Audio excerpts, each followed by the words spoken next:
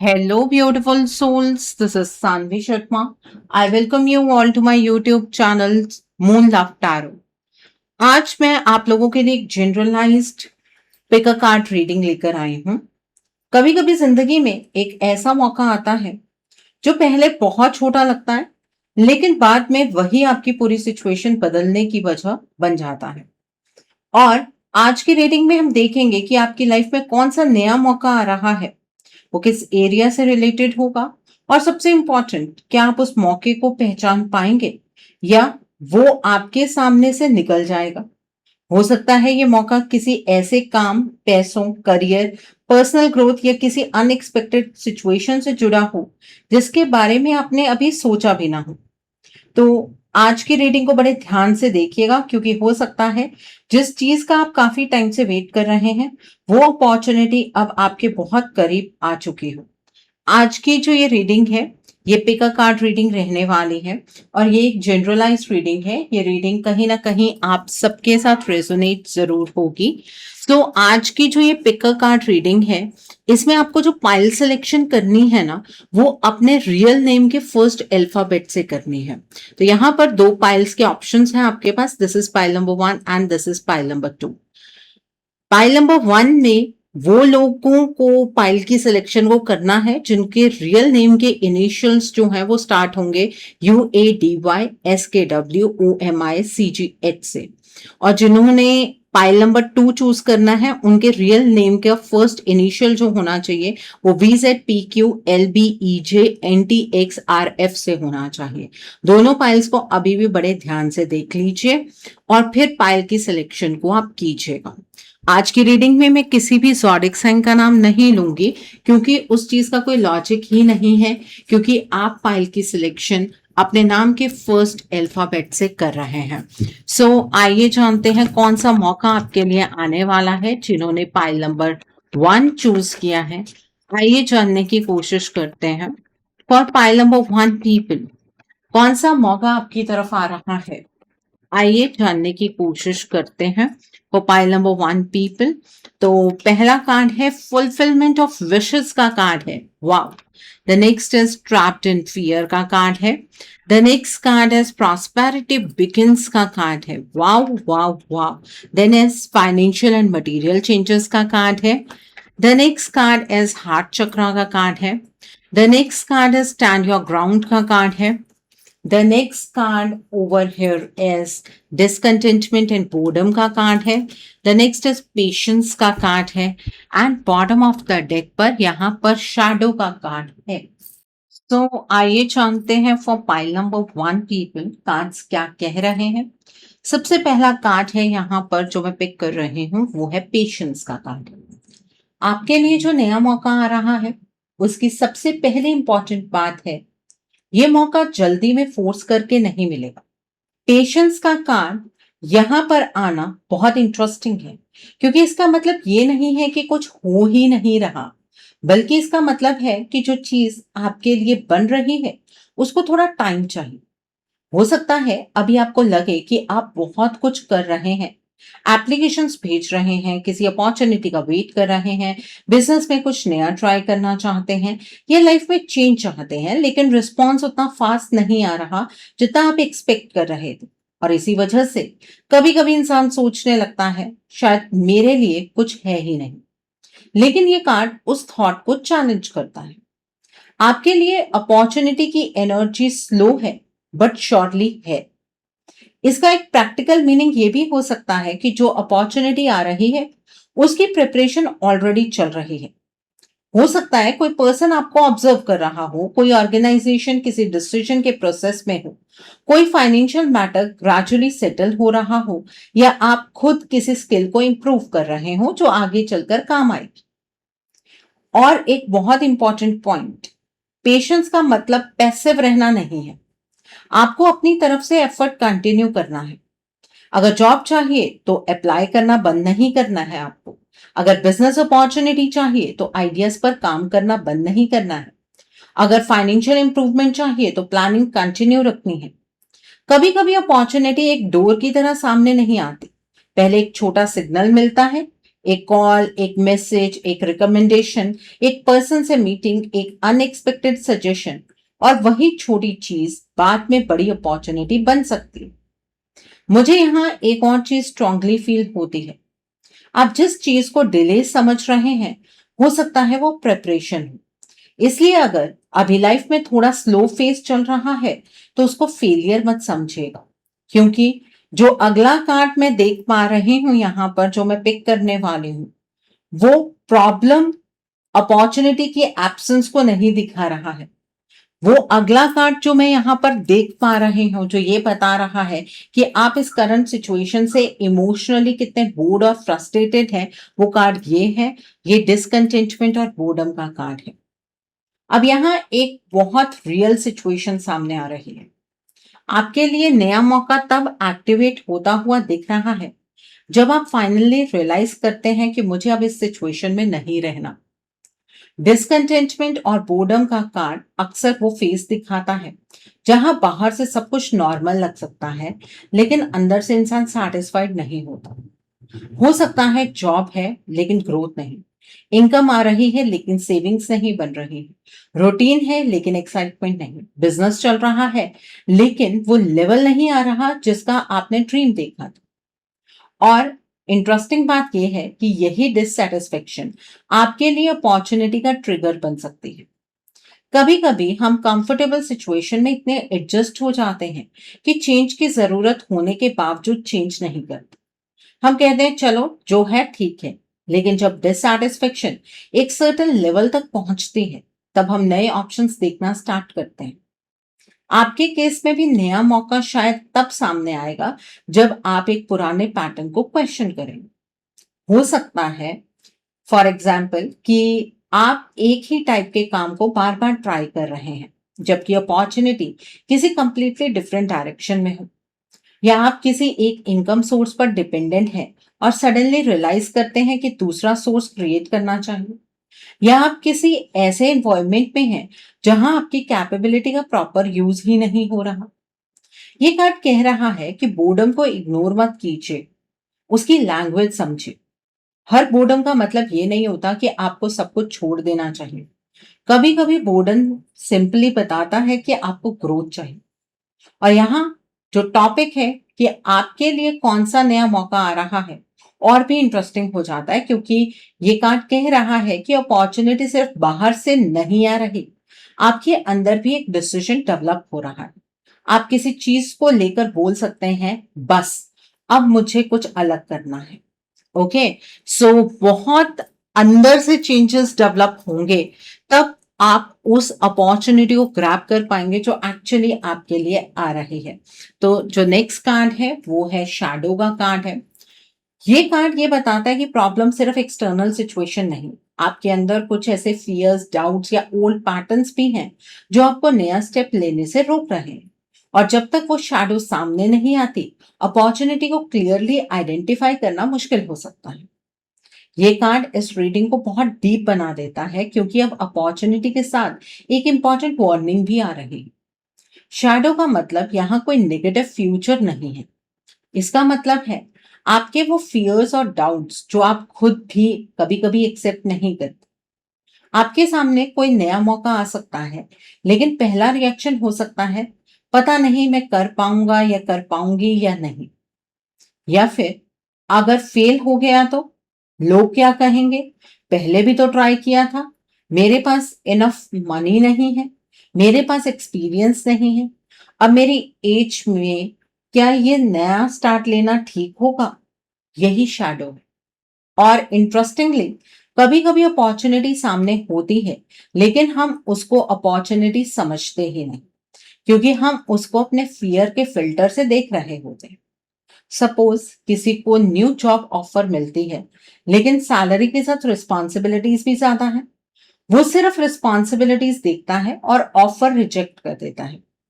किसी को business collaboration का चांस मिलता है, लेकिन वो सोचता है कि शायद सामने वाला मुझे सीरियसली नहीं लेगा। किसी को किसी न्यू फील्ड में एंट्री का चांस मिलता है, लेकिन वो अपनी ओल्ड आइडेंटिटी से बाहर नहीं निकल पाता। यहाँ ये कार्ड कह रहा है कि आपको अपॉर्चुनिटी मिलने के साथ साथ अपने सेल्फ डाउट को भी फेस करना पड़े। एक और सटल मैसेज भी है।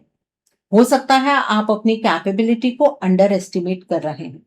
आप जिस चीज को डिफिकल्ट समझ रहे हैं, हो सकता है वो एक्चुअली आपके ग्रोथ का नेक्स्ट लेवल हो। इसलिए जब नया चांस आए, तुरंत हाँ या ना करने की बजाय उसको प्रॉपरली इवैल्यूएट कीजिएगा। क्वेश्चंस पूछिएगा, टर्म समझिएगा, प्रोज एंड कॉन्स देखिएगा, लेकिन सिर्फ फियर की वजह से अपॉर्चुनिटी रिजेक्ट मत कीजिएगा। ये बात मैं बहुत एम्फसाइज करके बोल रही हूं कि अपने डर की वजह से आपको किसी भी अपॉर्चुनिटी को रिजेक्ट नहीं करना है। The next card over here stand your ground का कार्ड है। लेकिन सिर्फ फियर की वजह से अपॉर्चुनिटी रिजेक्ट मत कीजिएगा, ये मैं इस कार्ड की वजह से भी बोल रही हूँ, क्योंकि ये कार्ड बता रहा है कि अब आपको अपनी पोजीशन लेनी होगी। आपको डिसाइड करना होगा कि आप पुराने कंफर्ट जोन में खड़े रहेंगे या नए रास्ते के लिए स्टैंड लेंगे। और यहीं से अपॉर्चुनिटी की एनर्जी और स्ट्रांग होती हुई दिख रही है। अब यहाँ मुझे लग रहा है कि आपके लिए आने वाला मौका आपको एक इंपॉर्टेंट डिसीजन लेने पर मजबूर करेगा। स्टैंड योर ग्राउंड का मैसेज है, अपनी वैल्यू को कॉम्प्रोमाइज मत कीजिए। हो सकता है अपॉर्चुनिटी आए, लेकिन उसके साथ नेगोशिएशन भी हो। किसी जॉब में सैलरी का इशू हो सकता है। बिजनेस में पार्टनरशिप के टर्म्स डिस्कस हो सकते हैं। किसी प्रोजेक्ट में आपसे एक्स्ट्रा एक्सपेक्टेशंस रखी जा सकती हैं। ये पर्सनल लेवल पर कोई ऐसा चांस आए जहां आपको डिसाइड करना पड़े कि आप क्या एक्सेप्ट करेंगे और क्या नहीं। यहाँ पर ये कार्ड कह रहा है कि अपॉर्चुनिटी को पाने के चक्कर में अपनी बाउंड्रीज मत छोड़िएगा। बहुत बार जब इंसान किसी अपॉर्चुनिटी का वेट करता है, तो अपॉर्चुनिटी आते ही वो सोचता है कि बस मिल गई है, अब जो भी कंडीशंस है एक्सेप्ट कर लेता हूं या कर लेती हूँ। लेकिन आपके लिए ये मैसेज थोड़ा डिफरेंट है।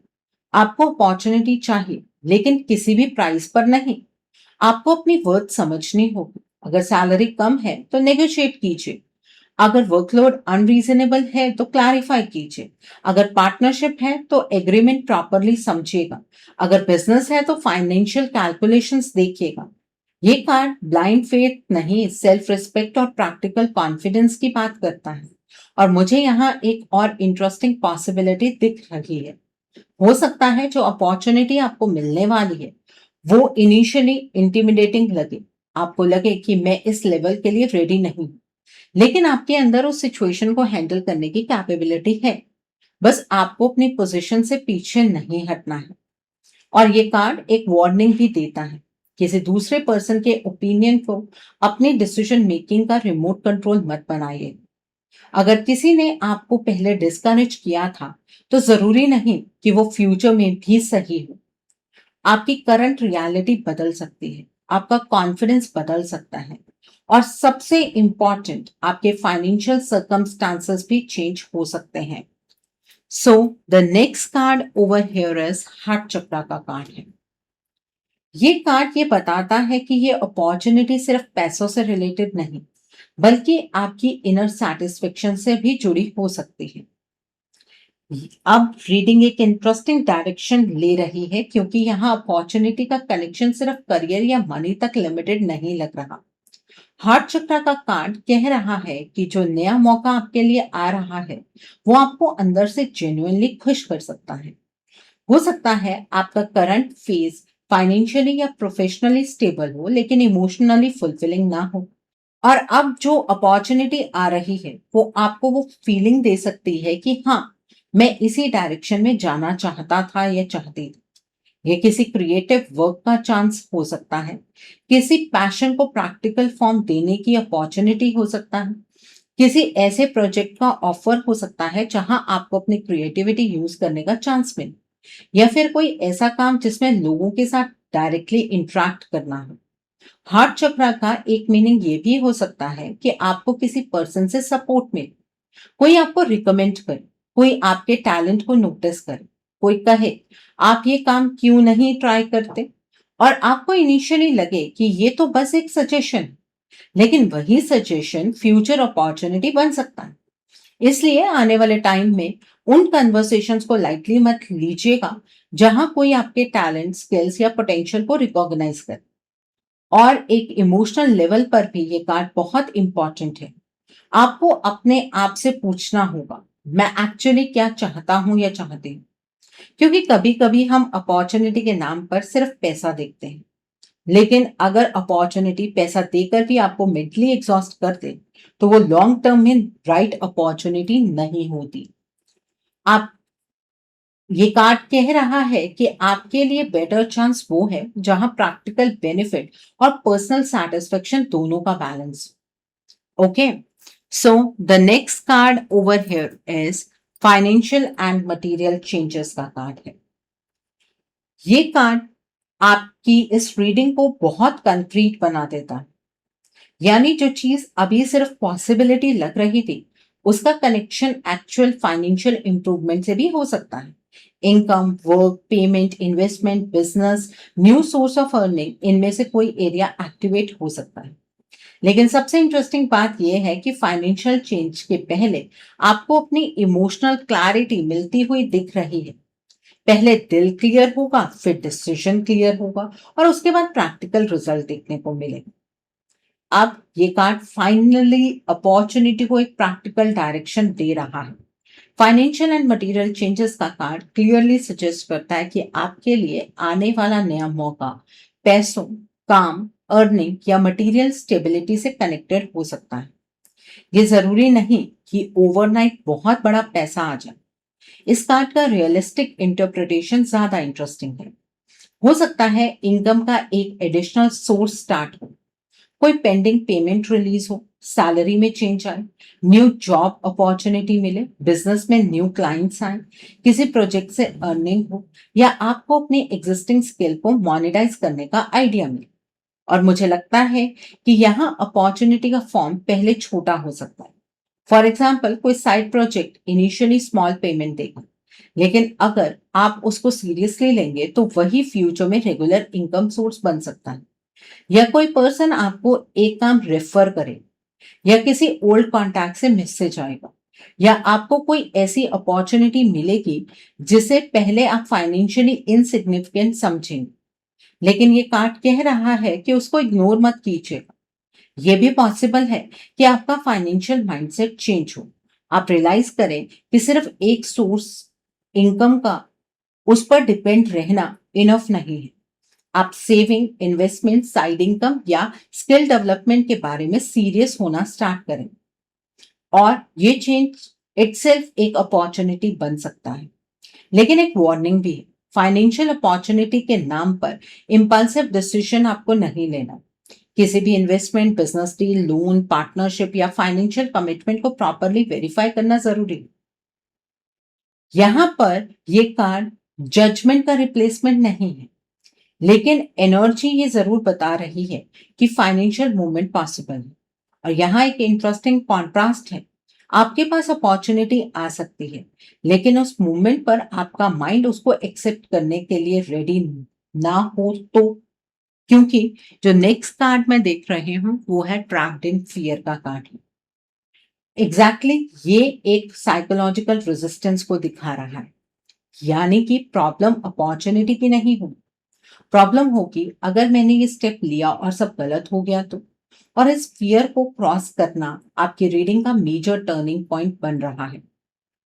ये कार्ड ऑनेस्टली बहुत रिलेटेबल है, क्योंकि अपॉर्चुनिटी के बिल्कुल बीच में फियर आ रहा है। आपके लिए नया मौका आ सकता है, लेकिन उसके सामने खड़े होते ही आपका माइंड वर्स्ट केस सिनेरियो बनाना स्टार्ट कर सकता है। पैसा इन्वेस्ट किया तो, जॉब छोड़ दी तो, नया काम नहीं चला तो, लोगों ने सपोर्ट नहीं किया तो, मैं फेल हो गया तो। और कभी कभी फियर रियलिटी से बड़ा हो जाता है।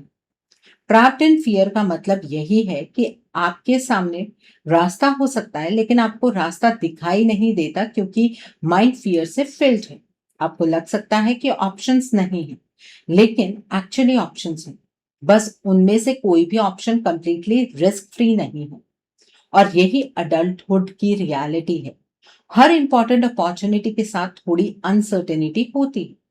अगर आप 100% गारंटी का वेट करेंगे तो हो सकता है अपॉर्चुनिटी निकल जाए। इसलिए यहाँ ये कार्ड आपको इम्पल्सिव बनने के लिए नहीं कह रहा। ये कार्ड कह रहा है कि फियर को इंफॉर्मेशन में कन्वर्ट कीजिए।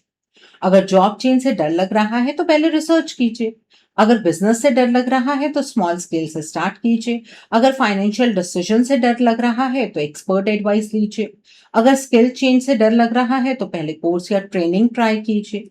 मतलब फियर को इग्नोर नहीं करना है, फियर को समझना है। और जब फियर समझ आ जाता है तो डिसीजन मच क्लियरर हो जाता है। मुझे यहाँ सबसे स्ट्रॉन्ग मैसेज ये लग रहा है कि आपको अपने पास्ट के फेलियर को फ्यूचर का प्रूफ नहीं बनाना है। अगर पहले कुछ नहीं हुआ, इसका मतलब ये नहीं है कि अब भी नहीं होगा। आप अब वो सेम पर्सन नहीं है।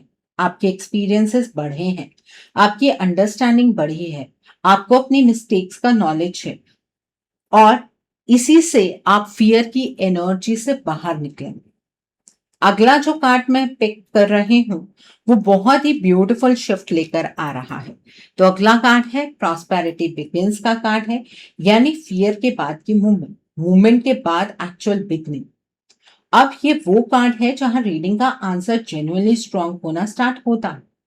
प्रॉस्पेरिटी बिगिंस का मैसेज है आपके लिए एक नई फाइनेंशियल या प्रैक्टिकल बिगनिंग ओपन हो सकती है। ध्यान दीजिए, कार्ड प्रॉस्पेरिटी इज कंप्लीट नहीं कह रहा।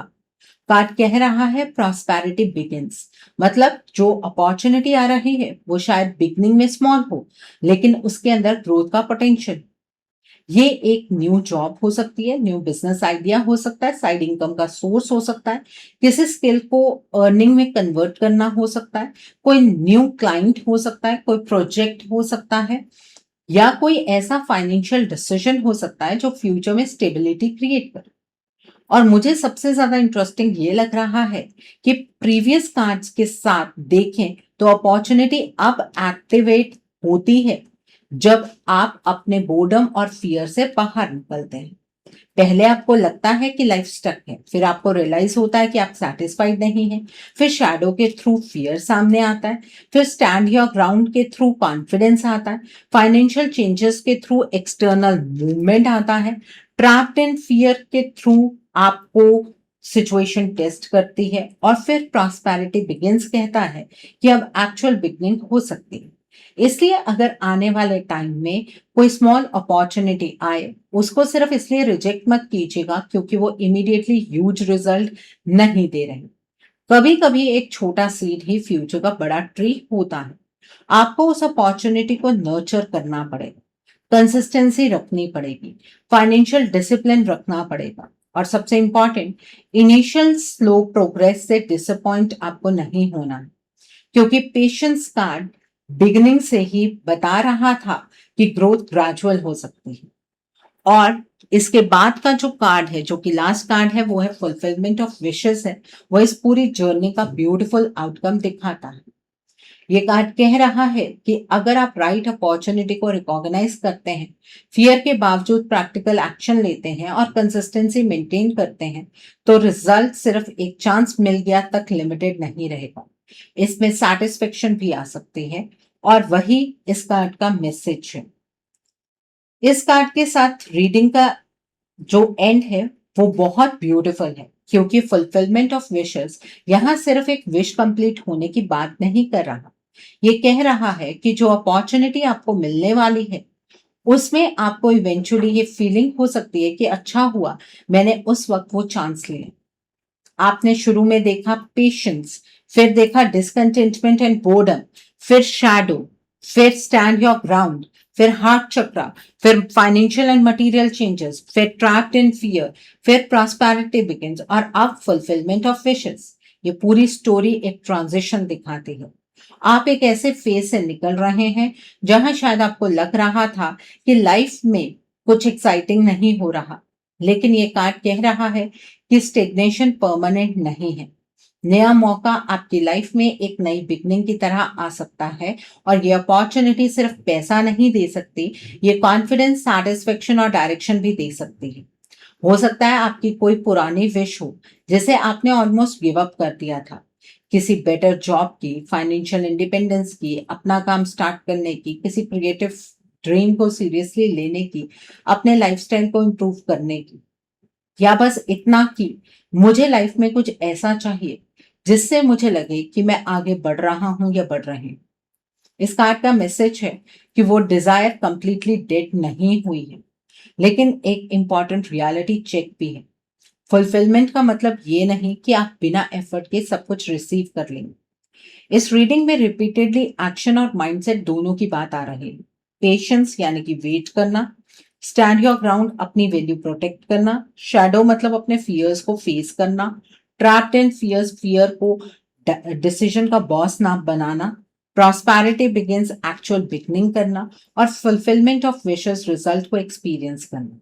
तो अगर आप सोच रहे हैं मेरे लिए कौन सा नया मौका आ रहा है, तो ओवरऑल मैसेज ये है कि आपके लिए ऐसी अपॉर्चुनिटी आ सकती है जो फाइनेंशियल ग्रोथ के साथ पर्सनल सेटिस्फेक्शन भी लेकर आए। शुरुआत स्मॉल या स्लो हो सकती है, लेकिन उसमें ग्रोथ पोटेंशियल स्ट्रांग है। और सबसे इंपॉर्टेंट बात, जब वो चांस आए तो सिर्फ इसलिए पीछे मत हटिएगा क्योंकि आपको थोड़ा डर लग रहा है। कभी कभी अपॉर्चुनिटी और फियर एक ही डोर पर खड़े मिलते हैं। आपको डिसाइड करना होता है कि डोर खोलना है या नहीं खोलना है। So I hope pile number 1 people आपको आज की रीडिंग पसंद आए हो। और अगर आपको ऐसा फील हो रहा है कि आपकी लाइफ में भी कुछ ऐसे ही फेजेस चल रहे हैं, तो इस एनर्जी को क्लेम करना मत भूलिएगा, क्योंकि टू द लास्ट आपकी विश फुलफिल होने वाली है। सो इस एनर्जी को क्लेम करने के लिए आप कमेंट सेक्शन में 777 हार्ट जरूर टाइप कीजिएगा। So now let's see for pile number 2 people जिन्होंने ये वाली पाइल चूज की है। VZPQLBEJNTXRF, आपके लिए कौन सा मौका आने वाला है, कौन सी अपॉर्चुनिटी आपकी तरफ आ रही है, आइए जानने की कोशिश करते हैं। फॉर पाइल नंबर 2 पीपल, आइए जानने की कोशिश करते हैं कि आपकी तरफ कौन सा मौका आ रहा है। तो पहला कार्ड है स्पिरिचुअल स्ट्रेंथ का कार्ड है, रेस्ट एंड रिजेन्युएट का कार्ड है, विक्ट्री एंड सक्सेस का कार्ड है। Wow. The next is Heartect and loss का कार्ड है। The next card is emotional loss का कार्ड है। The next card is sacrifice का कार्ड है। The next card is obstacles and challenges का card है। The next card is spiritual union का card है। And bottom of the deck पर partnerships and alliances का कार्ड है यहाँ पर। So now let's see for pile number 2 people cards क्या बता रहे हैं। सबसे पहला कार्ड जो मैं पिक कर रहे हूं वो है हार्टेक एंड लॉस का कार्ड है। अगर आपने पाइल नंबर 2 चूज किया है तो सबसे पहले जो एनर्जी मुझे पिक हो रही है वो थोड़ी इमोशनल है। हार्टेक एंड लॉस का कार्ड देखकर शायद आपको लगे कि ये कार्ड नए मौके के टॉपिक से कैसे कनेक्टेड है, लेकिन एक्चुअली यहीं से आपकी रीडिंग की सबसे इंपॉर्टेंट स्टोरी स्टार्ट होती है। आपके लिए जो नया मौका आ रहा है वो किसी ऐसे फेज के बाद आ रहा है जहां आपको डिसअपॉइंटमेंट मिला है। हो सकता है किसी काम में आपको एक्सपेक्टेड रिजल्ट ना मिला हो सकता है आपने किसी अपॉर्चुनिटी के लिए बहुत एफर्ट किया हो, लेकिन लास्ट मोमेंट पर वो कैंसिल हो गई। हो सकता है फाइनेंशियल मैटर में सेटबैक आया हो, या फिर आप किसी ऐसी सिचुएशन से निकले हो जहां आपको लगा हो कि आपकी मेहनत की वैल्यू नहीं हो।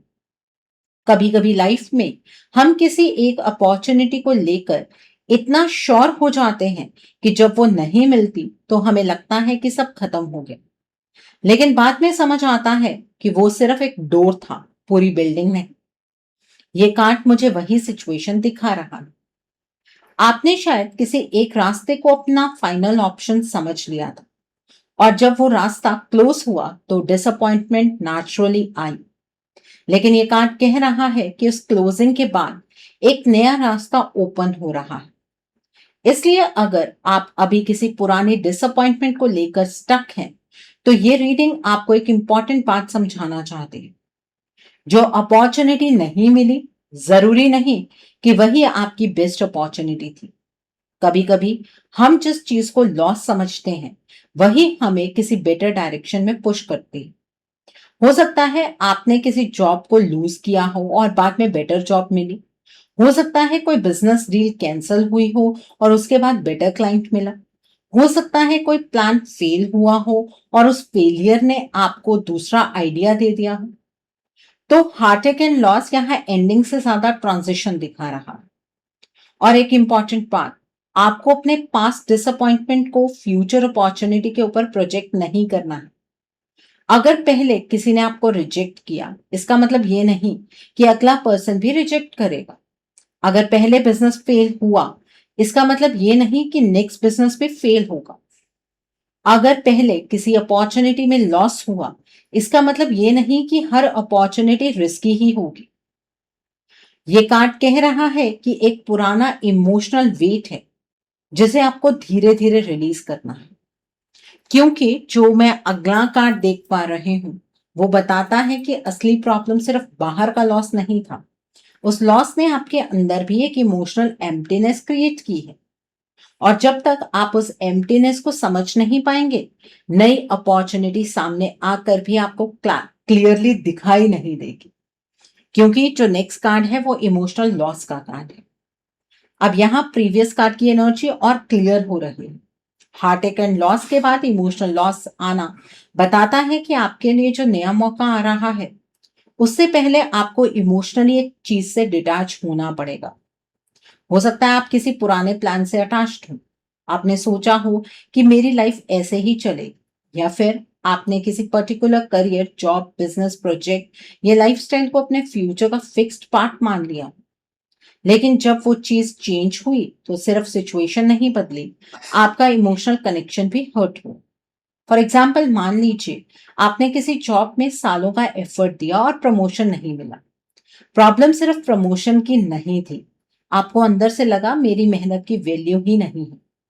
या आपने बिजनेस स्टार्ट किया और एक्सपेक्टेड रिजल्ट नहीं मिला। प्रॉब्लम सिर्फ पैसों की नहीं थी, आपको लगा शायद मैं कर ही नहीं सकता या सकता। यही इमोशनल लॉस है। और ये कार्ड एक बहुत सिंपल मैसेज दे रहा है, अपने पास्ट को अपनी आइडेंटिटी मत बनाइए। आपके साथ जो हुआ वो आपकी पूरी स्टोरी नहीं है। आपका एक फेलियर आपको फेलियर नहीं बनाता। एक रिजेक्शन आपको अनसक्सेसफुल पर्सन नहीं बनाता। एक फाइनेंशियल सेटबैक का मतलब ये नहीं कि आप फाइनेंशियली हमेशा स्ट्रगल करेंगे। आपके लिए जो न्यू अपॉर्चुनिटी आ रही है, उसके लिए सबसे पहले इमोशनल स्पेस क्रिएट करना जरूरी है। क्योंकि अगर आप पुरानी डिसअपॉइंटमेंट को पकड़ कर रखेंगे तो न्यू अपॉर्चुनिटी को भी सस्पिशन की नजर से ही देखेंगे। आप सोचेंगे पहले भी तो ऐसा हुआ था, फिर से पैसा ना चला जाए, फिर से डिसअपॉइंटमेंट ना हो, फिर से कोई प्रॉमिस करके बैकआउट ना कर जाए। और इसी वजह से कभी कभी इंसान अपॉर्चुनिटी के सामने होते हुए भी स्टेप नहीं लेता। यहाँ पर ये कार्ड आपसे कह रहा है कि पास्ट को इग्नोर नहीं करना है, लेकिन पास्ट को फ्यूचर का डिसीजन मेकर भी नहीं बनाना है। जो हुआ उससे सीखिए, अपनी मिस्टेक समझिए, अपने पैटर्न्स देखिए, लेकिन फिर भी आगे की ओर बढ़िए। और मुझे यहाँ एक और इंटरेस्टिंग चीज दिख रही है। आपके लिए न्यू अपॉर्चुनिटी शायद तब आएगी जब आप किसी ओल्ड एक्सपेक्टेशन को सेक्रीफाइस करेंगे। ऐसा मैं इसलिए बोल रही हूँ क्योंकि जो नेक्स्ट कार्ड मैं देख पा रही हूँ वो सेक्रीफाइस का है। आपको लगेगा कि मुझे तो यही चाहिए था, लेकिन लाइफ कहेगी आपको ये नहीं, कुछ और चाहिए। और इसी थॉट को ये कार्ड और स्ट्रॉन्ग करता है। सेक्रीफाइस का कार्ड यहाँ बहुत इंपॉर्टेंट है क्योंकि ये बता रहा है कि न्यू अपॉर्चुनिटी के लिए आपको पुरानी चीजों में से कुछ छोड़ना पड़ेगा। और यहाँ सेक्रीफाइस का मतलब हमेशा लॉस नहीं होता। कभी कभी सेक्रीफाइस का मतलब होता है कंफर्ट जोन छोड़ना, कभी ओल्ड रूटीन छोड़ना, कभी अपनी पुरानी थिंकिंग छोड़ना, कभी किसी ऐसे काम को छोड़ना जहां ग्रोथ नहीं है, और कभी कभी अपने फियर को छोड़ना। आपके लिए जो नया मौका आ रहा है वो शायद आपके करंट कंफर्ट जोन के बाहर का हो। फॉर एग्जाम्पल, अगर आप एक फिक्स जॉब कर रहे हैं और साइड बिजनेस स्टार्ट करना चाहते हैं तो आपको एक्स्ट्रा टाइम देना पड़ेगा। अगर आप करियर चेंज करना चाहते हैं तो इनिशियली लर्निंग फेज में जाना पड़ेगा। अगर आप बिजनेस ग्रो करना चाहते हैं तो कुछ अननेसेसरी एक्सपेंसेस कट करने पड़ सकते हैं। अगर आप किसी न्यू प्रोजेक्ट के लिए हाँ बोलते हैं तो कुछ ओल्ड कमिटमेंट्स एडजस्ट करने पड़ सकते हैं। यानी अपॉर्चुनिटी फ्री में नहीं आएगी, उसके लिए एफर्ट और एडजस्टमेंट दोनों चाहिए। लेकिन एक और डीप मैसेज भी है, आपको शायद अपनी सब कुछ परफेक्ट होना चाहिए वाली एक्सपेक्टेशन भी सेक्रीफाइस करनी पड़े। बहुत लोग अपॉर्चुनिटी इसलिए मिस कर देते हैं क्योंकि वो परफेक्ट टाइमिंग का वेट करते रहते हैं। थोड़ा और पैसा हो जाए, थोड़ा और कॉन्फिडेंस आ जाए, पहले सिचुएशन कंप्लीटली स्टेबल हो जाए, पहले सब लोग सपोर्ट कर दें। लेकिन रियलिटी में परफेक्ट टाइम रेयरली आता है। कभी कभी आपको इम्परफेक्ट सर्कमस्टांसेस में ही फर्स्ट स्टेप लेना पड़ता है। ये कार्ड कह रहा है कि अपॉर्चुनिटी आएगी, लेकिन उस वक्त आपको डिसाइड करना होगा कि आप फियर को चूज करेंगे या ग्रोथ को। सैक्रिफाइस का एक और मीनिंग है, आपको एक old version of your self छोड़ना होगा। वो वर्जन जो बार बार अपने ऊपर डाउट करता है, वो वर्जन जो रिजेक्शन के बाद गिव अप कर देता था, वो वर्जन जो दूसरों की अप्रूवल का वेट करता रहता था। आपको थोड़ा स्ट्रॉन्गर वर्जन बनना पड़ेगा। और जैसे ही आप ये इंटरनल शिफ्ट करेंगे, अगला कार्ड आपको एक ऑब्स्टिकल की तरफ को लेकर जाएगा। मतलब अपॉर्चुनिटी का रास्ता कंप्लीटली स्मूथ नहीं होगा, एक चैलेंज जरूर आएगा। लेकिन इंटरेस्टिंगली वो चैलेंज अपॉर्चुनिटी को रोकने के लिए नहीं, आपकी प्रिपरेशन चेक करने के लिए आ रहा है। सो अगला कार्ड ऑब्स्टिकल एंड चैलेंजेस का कार्ड है। अब यहाँ रीडिंग बिल्कुल रियलिस्टिक हो जाती है। अगर आप ये सोच रहे थे कि न्यू अपॉर्चुनिटी आएगी और सब कुछ इंस्टेंटली परफेक्ट हो जाएगा, तो ये कार्ड ऐसा नहीं कह रहा। ऑब्स्टिकल्स एंड चैलेंजेस क्लियरली बता रहा है कि मौका आएगा, लेकिन उसके साथ कुछ प्रैक्टिकल प्रॉब्लम्स भी होंगे। और ऑनेस्टली यही रियलिटी है। आपको कोई जॉब अपॉर्चुनिटी मिल सकती है, लेकिन लोकेशन डिफिकल्ट हो। सैलरी अच्छी हो सकती है, लेकिन रिस्पॉन्सिबिलिटी ज्यादा हो। बिजनेस अपॉर्चुनिटी अच्छी हो सकती है, लेकिन स्टार्टिंग इन्वेस्टमेंट चाहिए हो। कोई प्रोजेक्ट मिल सकता है, लेकिन डेडलाइन टाइट हो। किसी पर्सन के साथ पार्टनरशिप का चांस हो सकता है, लेकिन टर्म्स को लेकर डिस्कशन करना पड़े। मतलब अपॉर्चुनिटी के साथ एक टेस्ट भी होगा। लेकिन सबसे इंपॉर्टेंट बात, ऑब्स्टेकल का होना अपॉर्चुनिटी के गलत होने का प्रूफ नहीं है। कभी कभी हम एक छोटी डिफिकल्टी देखकर पूरी अपॉर्चुनिटी को रिजेक्ट कर देते हैं। यहाँ ये कार्ड आपसे कह रहा है कि डिफिकल्टी को कामली इवैल्यूएट कीजिएगा। क्या प्रॉब्लम सॉल्व हो सकती है? क्या निगोशिएशन पॉसिबल है? क्या हेल्प ली जा सकती है? क्या प्लान को स्मॉल लेवल पर स्टार्ट किया जा सकता है? अगर आंसर हाँ है, तो सिर्फ फियर की वजह से पीछे मत हटिएगा। और मुझे लगता है कि ये ऑब्स्टेकल किसी एक्सटर्नल पर्सन से भी कनेक्टेड हो सकता है। कोई आपको डिस्करेज कर सकता है, कोई कह सकता है ये मत करो, रिस्क है, इसमें कुछ नहीं रखा, तुम्हारे लिए नहीं है। लेकिन हर एडवाइस को ब्लाइंडली एक्सेप्ट करना भी सही नहीं है। आपको खुद इंफॉर्मेशन कलेक्ट करनी होगी, क्योंकि कभी कभी दूसरे लोग अपने एक्सपीरियंस के बेसिस पर हमें एडवाइस देते हैं, लेकिन उनका एक्सपीरियंस हमारी रियलिटी नहीं होता। आपको अपनी सिचुएशन के अकॉर्डिंग डिसीजन लेना है। और यहाँ एक ब्यूटीफुल चीज भी है। ऑब्स्टेकल के बाद जो मैं एनर्जी देख पा रही हूँ, वो रेस्ट एंड रिजेनरेट की आ रही है। मतलब ये कार्ड कह रहा है कि आपको हर प्रॉब्लम का आंसर तुरंत नहीं देना है।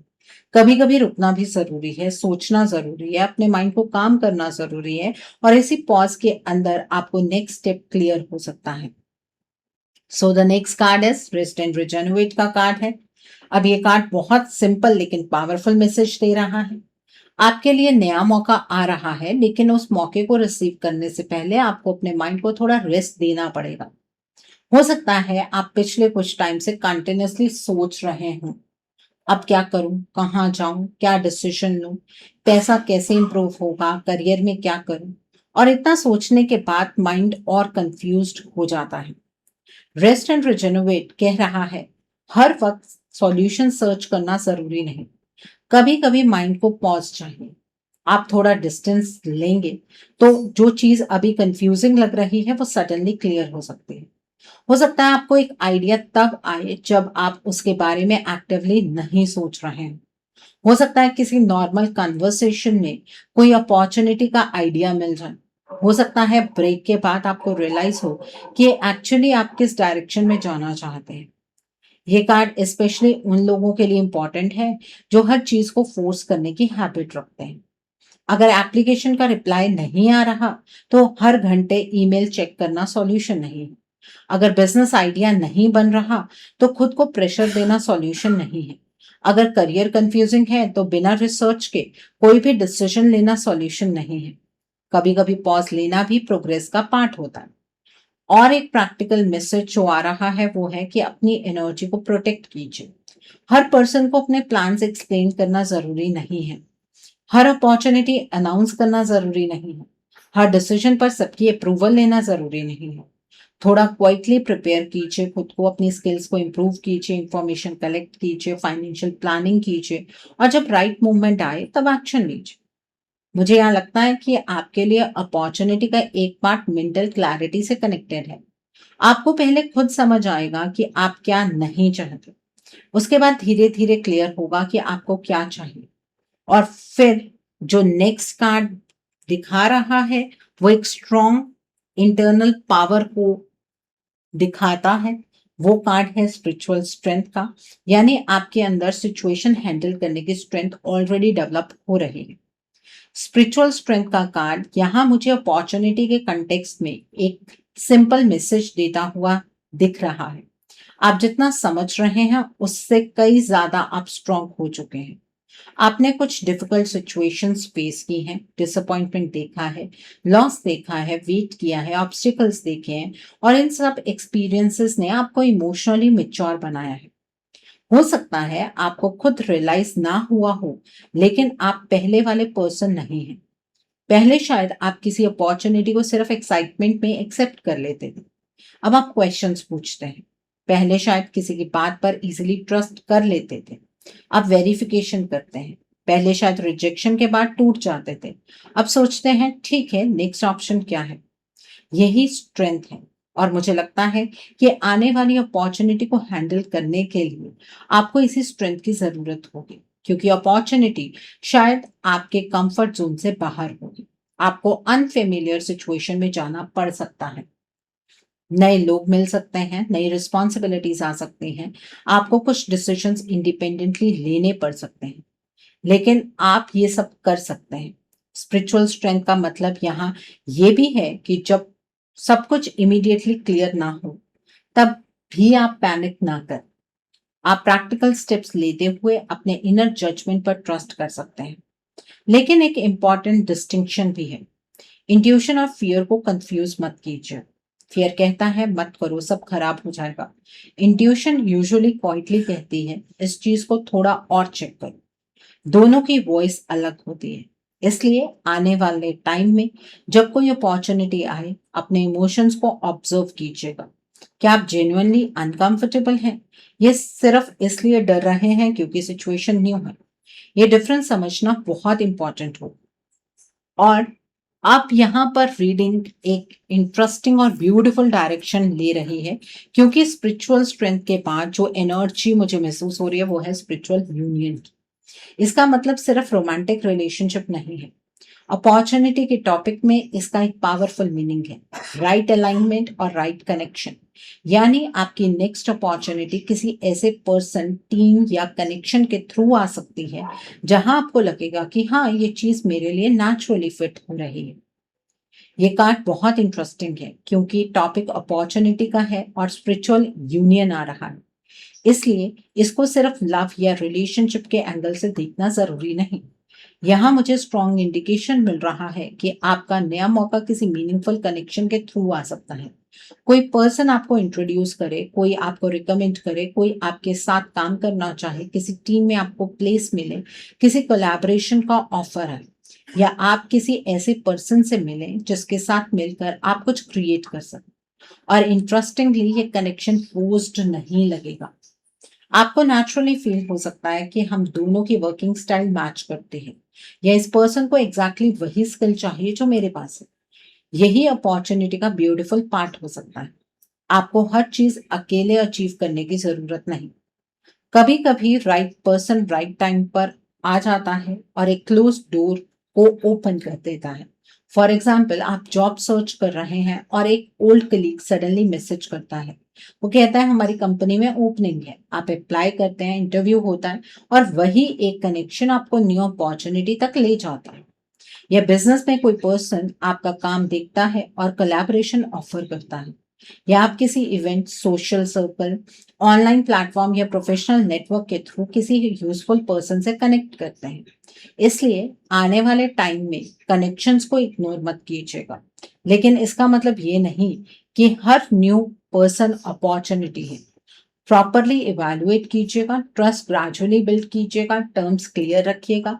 अगर बिजनेस पार्टनरशिप है तो रिटन एग्रीमेंट रखिएगा। अगर फाइनेंशियल मैटर है तो डॉक्यूमेंट्स चेक कीजिएगा। पॉजिटिव एनर्जी के साथ प्रैक्टिकल सेंस भी जरूरी है। और मुझे यहाँ एक स्ट्रॉन्ग मैसेज भी मिल रहा है। आपको अकेले स्ट्रगल करने की हैबिट थोड़ी कम करनी होगी। हेल्प मांगना वीकनेस नहीं होती, कोलैबोरेशन वीकनेस नहीं है, किसी एक्सपीरियंस पर्सन से गाइडेंस लेना वीकनेस नहीं है। कभी कभी आपकी नेक्स्ट अपॉर्चुनिटी आपकी कैपेबिलिटी से नहीं, आपकी कनेक्शन बिल्डिंग एबिलिटी से अनलॉक होती है। और जो अगला कार्ड है वो बताता है कि ये कनेक्शन या अपॉर्चुनिटी अगर सही डायरेक्शन में चली तो आउटकम काफी स्ट्रांग हो सकता है।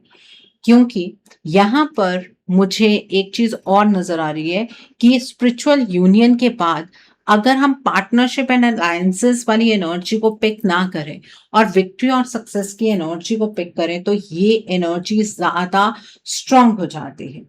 यहाँ पर आकर रीडिंग का आंसर बहुत क्लियर हो जाता है। विक्ट्री एंड सक्सेस का कार्ड बता रहा है कि आपके लिए जो न्यू अपॉर्चुनिटी आ रही है उसमें सक्सेसफुल आउटकम की स्ट्रॉन्ग पॉसिबिलिटी है, प्रोवाइडेड आप उसको सीरियसली हैंडल करें। ये कार्ड स्पेशली प्रीवियस कार्ड्स के बाद बहुत मीनिंगफुल है। आपने हार्टेक देखा, इमोशनल लॉस देखा, सेक्रीफाइस देखा, ऑब्स्टिकल्स देखे, रेस्ट लिया, फिर आपने इनर स्ट्रेंथ बिल्ड की, राइट कनेक्शन की पॉसिबिलिटी आई और अब विक्ट्री। मतलब आपकी स्टोरी मुझे मौका मिलेगा या नहीं से शिफ्ट होकर मौका मिलने के बाद मैं क्या करता हूं या करती हूं पर आ रही है। हो सकता है आपको रिकॉग्निशन मिले, आपका काम नोटिस हो, किसी प्रोजेक्ट में सक्सेस मिले, कंपटीशन में एडवांटेज मिले, जॉब इंटरव्यू क्लियर हो, बिजनेस डील क्लोज हो, किसी पेंडिंग मैटर का पॉजिटिव रिजल्ट आए, या सिंपली आपको फाइनली वो प्रोग्रेस दिखे जिसका आप वेट कर रहे थे। लेकिन विक्ट्री कार्ड का एक प्रैक्टिकल मैसेज भी है। सक्सेस के मूवमेंट पर ओवर कॉन्फिडेंस मत रखिएगा। आपको ओवर कॉन्फिडेंस की एनर्जीज में एंटर नहीं करना है। अगर कोई न्यू अपॉर्चुनिटी मिलती है तो उसको मेंटेन करना भी उतना ही इंपॉर्टेंट है जितना उसको पाना। आपको कंसिस्टेंसी रखनी होगी, टाइम मैनेजमेंट करना होगा, मनी वाइजली हैंडल करना होगा और जो लोग जेन्युइनली सपोर्ट करते हैं उनकी वैल्यू को समझना होगा। मुझे यहाँ एक और पॉसिबिलिटी दिखती है। हो सकता है आपका नया मौका इनिशियली किसी स्मॉल सक्सेस की फॉर्म में आए। फॉर एग्जाम्पल एक क्लाइंट, एक प्रोजेक्ट, एक इंटरव्यू, एक सेल, एक कोलैबोरेशन, एक पेमेंट, और वो छोटी सक्सेस आपका कॉन्फिडेंस रिस्टोर करे। फिर आप नेक्स्ट लेवल के लिए रेडी हो।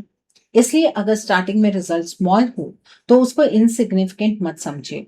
स्मॉल विंस मोमेंटम क्रिएट करती हैं और आपकी रीडिंग में मोमेंटम बहुत इंपॉर्टेंट है।